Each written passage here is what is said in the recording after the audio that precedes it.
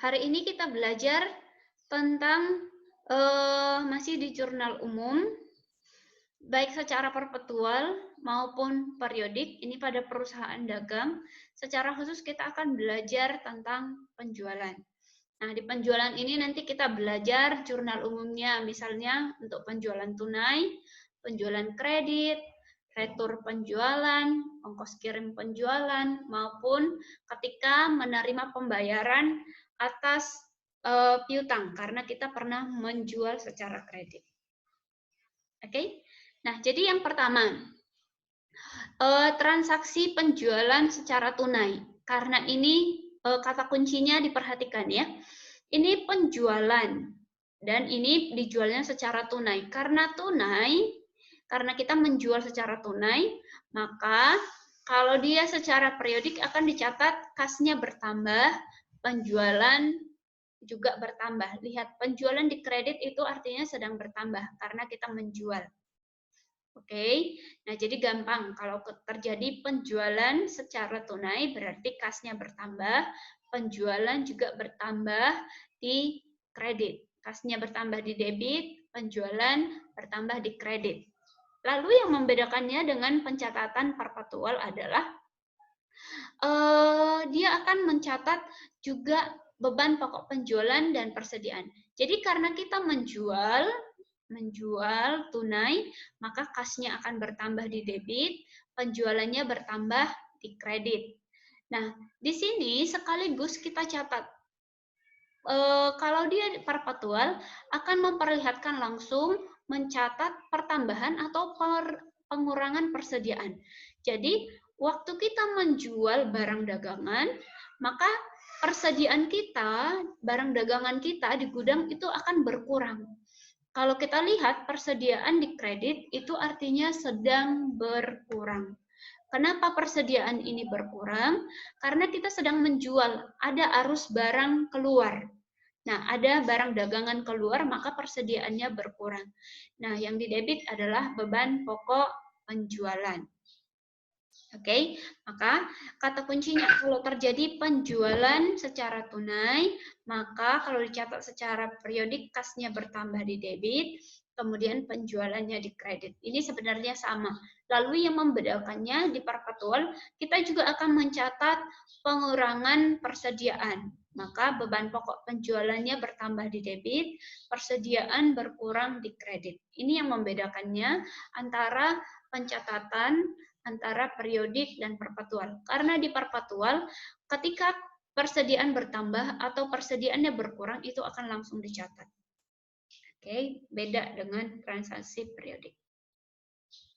Kalau ini tadi adalah penjualan tunai, kita lanjutkan untuk penjualan secara kredit.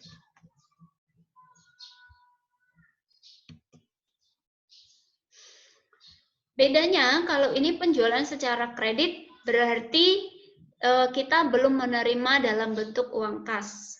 Jadi yang muncul adalah piutang usaha. Piutang usaha di debit itu artinya sedang bertambah. Oke. Nah, jadi yang membedakannya dengan penjualan tunai tadi, kalau penjualan kredit itu yang muncul adalah piutang usaha. Piutang usaha bertambah. Nah, tetap karena ini penjualan, maka penjualannya juga bertambah di kredit. Lalu juga ketika kita mencatat secara perpetual, dia akan piutang usahanya bertambah, penjualannya bertambah di kredit, kemudian kita akan mencatat persediaan berkurang. Persediaan di kredit itu sedang berkurang. Dan kita catat beban pokok penjualan di debit. Nah, ini juga yang membedakan antara periodik dan perpetual di sini. Kita mencatat pengurangan persediaan karena kita sedang menjual. Maka persediaan kita berkurang dan beban pokok penjualannya bertambah. Oke, jadi kalau tadi penjualan secara tunai ini dia kas, tetapi karena ini penjualan kredit maka ini piutang usaha. Yang lain sama saja, gampang.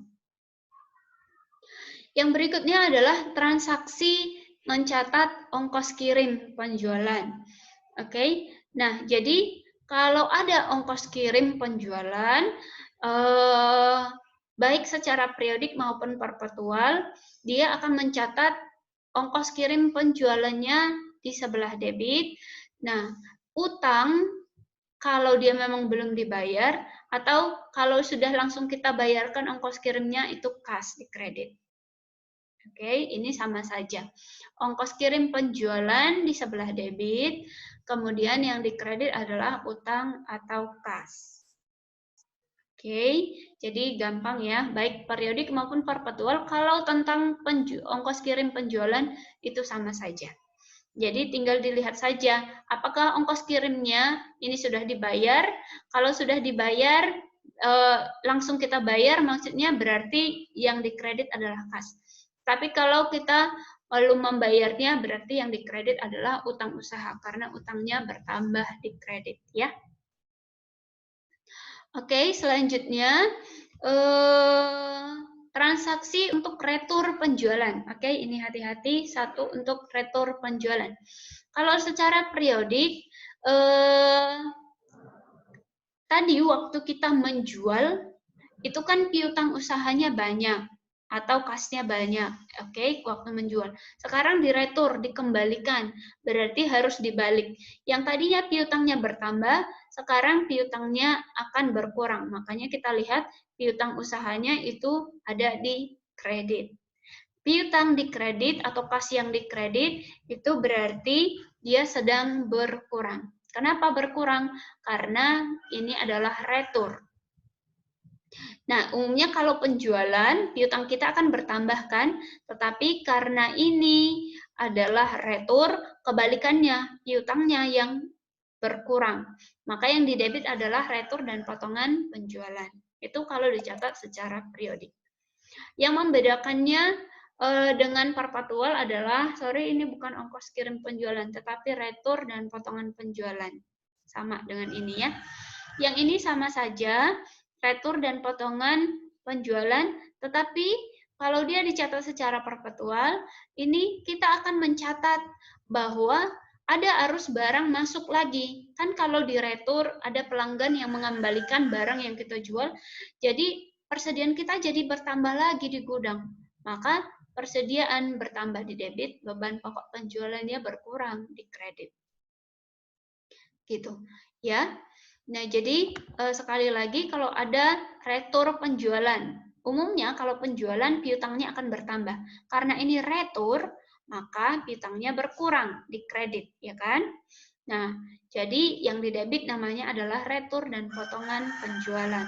Sama, ini juga sebenarnya harusnya adalah retur dan potongan penjualan, yang di kredit, piutang, atau kas. Nah, jadi tergantung ketika kita menjual kemarin. Kalau kita ketika menjualnya adalah secara kredit, berarti ini piutang. Kalau waktu kita menjual sebelumnya itu adalah secara tunai, berarti retur dan potongan penjualan di debit, kasnya yang di kredit. Ini sama. Lalu kalau yang membedakannya di perpetual adalah ketika perpetual kita mencatat bahwa ada barang yang kembali ke gudang kita, maka persediaannya bertambah, beban pokok penjualannya berkurang. Lalu yang terakhir adalah ketika kita menjual secara kredit, maka kita mencatatnya waktu itu adalah sebagai piutang. Sekarang kita menerima piutang tersebut. Oke. Nah, jadi waktu kita menjual secara kredit, piutang itu didebitkan banyak. Nah, tetapi waktu kita terima penerimaan uang, maka piutangnya jadi berkurang di kredit. Kemudian kasnya bertambah. Nah, perhatikan nanti kemungkinan ada termin atau syarat penjualan, misalnya 2/10, N/30. Itulah yang disebut dengan diskon dan potongan penjualan. Nah, jadi ketika kita mendapatkan diskon dan potongan penjualan, kita menawarkan diskon dan potongan penjualan, maka kas yang akan kita terima itu akan sedikit berkurang dari besaran piutang yang ada. Maka jurnalnya adalah ketika kita menerima kas dari penjualan secara kredit atau menerima piutang. Yang tadinya piutangnya bertambah, sekarang kita terima, maka piutangnya menjadi berkurang di kredit. Nah, karena ini penerimaan, maka kasnya bertambah, diskon dan potongan penjualan apabila ada itu dibuatkan di sisi debit.